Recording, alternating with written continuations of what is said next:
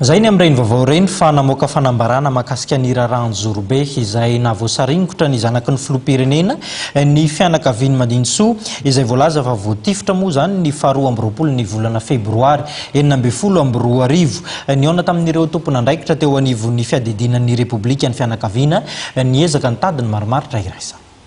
Miravina ny raharaha Anjozorobe izay nahavoatondro molotra ny zanaky ny filoham-pirenena raharaha araka ny fanambarana izay nataon'ny fianakavian'i Mandingnisoa izay voatifitra ny 2024 Febroary 2024.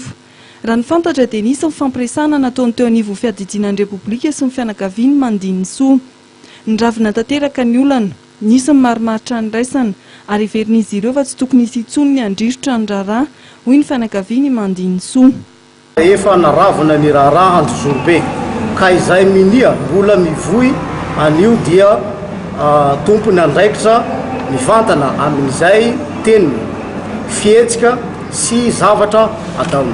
Izaho babany Armasy tompoko lahy Mandingnisoa izay niteraky izy ireo dia manao fanambarana eto ho repoko rin-danitra amin'ny raharaha fahafatesany tompoko lahy fa misaotra ny na lahy na vavy izay niaraory tamin'ny zavatra niseho mikasika iny fa ny tenako dia magnaraky teniny zanako zay koa tsy misy raorony fa zay mbola miteniteny agnarany tompoko lahy Mandingnisoa haravony politiky dia izy ny tompony andraikitra amizay fa tsy za fa anjaranay no mandevitry sady mikarakara zay taolambalo zay misy azy.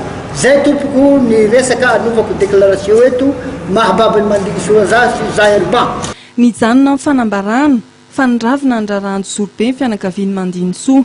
Tsy nisy ny fanazavana hafa nentin'izy ireo na dia anisany aza ohatra ny fanontaniana napetraky ny mpanao gazety tamin'izy ireo hoe efa hita ve ny vata mangatsiaka ny Mandingnisoa. Nesorina ve zany ny fitoriana napetraky izy ireo teny anivon'ny tribonaly tao Anjozorobe. Mariana fa nandritra ny fionana tamin'ny mpanao gazety teny amin'ny espace Mongoute andrefana Ambojanary androany no namoahan'ny fianakavian'i Mandingnisoa ny fanambarana momba ny raharaha Anjozorobe.